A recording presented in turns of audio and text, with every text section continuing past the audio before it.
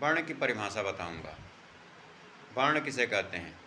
उच्चारण का वह छोटा से छोटा अंश जिसे पुनः खंडित न किया जा सके वर्ण कहलाता है। जैसे व्याकरण में पाणिनि महोदय ने एक परिभाषा दिया है, वर्ण्येते अभिव्यंजते व लघुत्तमे ध्वनि येन सह वर्णा। अर्थात ध्वनि का वह लघुत्तम अंश जो अखंडित हो उसे हम वर्ण कहते हैं। ध्वनि का वह लघुत्तम खंड जो अंश जो अखंडित हो उसे हम क्या कहते हैं? वर्ण कहते हैं। उसके बाद आता है वर्णों के क्रमबद्ध समूह को क्या बोलते हैं? वर्णों के क्रमबद्ध समूह को हम वर्णमाला बोलते हैं। संस्कृत में 50 वर्ण होते हैं। मुख्य रूप से कितने होते हैं? 50। ये दो वर्गों में विभक्त है, स्वर वर्ण और व्यंजन वर्ण। स्वर वर्ण उन्हें कहते हैं जो स्वयं उच्चरित होते हैं। स्वयं राजन्ते इति स्वरः, जो वर्ण स्वयं उच्चरित हो उसे हम स्वर वर्ण या अच कहते हैं। इसके अंतर्गत 13 वर्ण आते हैं, जिसमें अ, आ, हर्षी, दीर्घ ई, ह्रस्व दीर्घ उ, ए, री, ह्रस्व री, दीर्घ री, ए, ऐ, ओ, औ, कुल 13 वर्ण आते हैं। व्यंजन वर्ण जो स्वरों की सहायता से उच्चरित होते हैं। व्यज्यन्ते वर्णानांतरम संयोगन द्योतते ध्वनि विशेषो येन तद व्यंजनम। अर्थात जो वर्ण स्वयं उच्चरित न होकर स्वर की सहायता से उच्चरित होते हैं उसे हम व्यंजन वर्ण कहते हैं, या इसे हल भी कहा जाता है।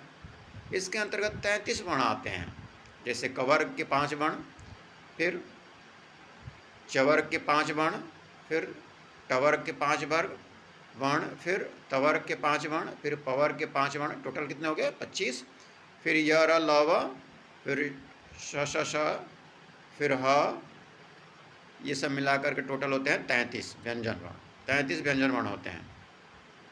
स्वर और व्यंजन वर्णों के अलावा 4 अयोगवाह होते हैं, जो इस प्रकार हैं: अनुस्वार, विसर्ग, जीवामूली और उपपदमानीय। ये 4 अयोगवाह है। ये प्रश्न अक्सर पूछा गया है, सेकंड ग्रेड में भी पूछा गया है। स्वर वर्ण 3 प्रकार के होते हैं। ह्रस्व, जिसके उच्चारण में कम आवाज़ खींचनी पड़ती है, कम बल लगाना पड़ता है, जैसे अ, ई, उ, ऋ आदि। दीर्घ, जिसके उच्चारण में ज़्यादा बल लगाना पड़ता है, जैसे आ, ई, ए, ऐ, ओ, औ इत्यादि। प्लुत वर्ण, प्लुत वर्ण जिसमें 3 मात्राएं होती हैं, जैसे ओम, इसको हम प्लुत वर्ण कहते हैं।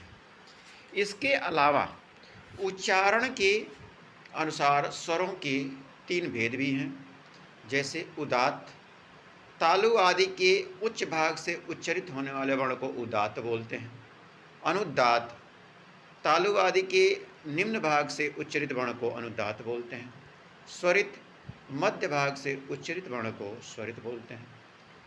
व्यंजन वर्ण 5 वर्गों में विभक्त है और पांचों में 5-5 वर्ण आते हैं, जो वर्गीय या स्पर्श व्यंजन कहलाते हैं। व्यंजन वर्ण की बात कर लें, इन्हें हल कहा जाता है। माहेश्वर सूत्र में इनका वर्णन है। 14 माहेश्वर सूत्र होते हैं जो शिव जी के डमरू से निकले हुए हैं, जिनका उच्चारण इस प्रकार है क्रमशः: अयुण, ऋक, एओंग, अयों, क्षयवरट, लण, यमंगणनम, झवय, घड़दस, झवगड़दस, खपछड़ता, चटतव, कपय, सससर, हल। तो जिसमें अच होता है, अच स्वर होते हैं, और हल व्यंजन होते हैं।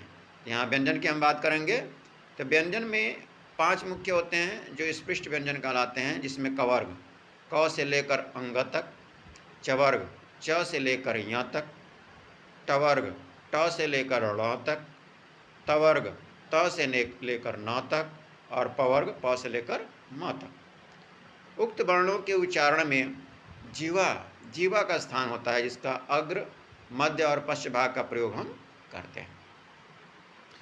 स्पर्श एवं उस वर्णों के बीच में उपस्थित होने के कारण कुछ वर्ण होते हैं, जैसे य, र, ल, व, इन्हें हम अंतस्थ कहते हैं।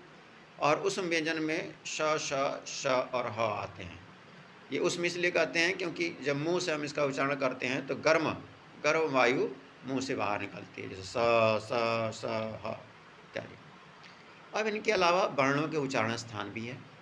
जैसे हम कहें कि अकुह विसर्जनीय नाम कंठ, अ कवर क ख ग घ अंग, ह और विसर्ग इत्यादि का उच्चारण स्थान कंठ है। ठीक है। इचु यसा नाम तालु, ई चवर्ग च छ ज झ य और य और तलावेश इसका उच्चारण स्थान तालु है। ऋटूढ़ सा नाम मूर्धा, री टवर्ग ट ठ ड ढ तथा मूर्धन्य श इसका उच्चारण स्थान मूर्धा है। लितुल सा नाम दंता, लृ तवर्ग त थ द ध न इसका उच्चारण स्थान दंता है और इसमें दंत सभी आता है। उसके बाद उपपद्य मानिया नाम ओष्ठ, उ पवर्ग प फ ब भ म इसका उच्चारण स्थान ओष्ठ है। यमंगणनम नासिकान स्वारस च, यमंगणनम इनका उच्चारण स्थान क्या है? नासिका है। फिर आता है ए दैतो कंठतालु, ए और ए का उच्चारण स्थान कंठतालु है। ओ दौतो कंठोष्ठम, ओ और औ का उच्चारण स्थान कंठ ओष्ठ है। फिर उसके बाद आता है वकारस्य दंतोष्ठम, वकार यानी व का उच्चारण स्थान दंत ओष्ठ है। फिर आता है जीवामूलम जीवामूलस्य च, जीवामूल का उच्चारण स्थान जीवामूल है। कुल मिला के उच्चारण स्थान, मूल उच्चारण स्थान 7 होते हैं। ये 7 हैं क्रमशः कंठ, तालु, मूर्धा, दंत, ओष्ठ, नासिका और जीवामूल। और 3 ऐसे होते हैं जो मिश्रित होते हैं, जैसे कंठ तालु, कंठ ओष्ठ और दंतोष्ठ।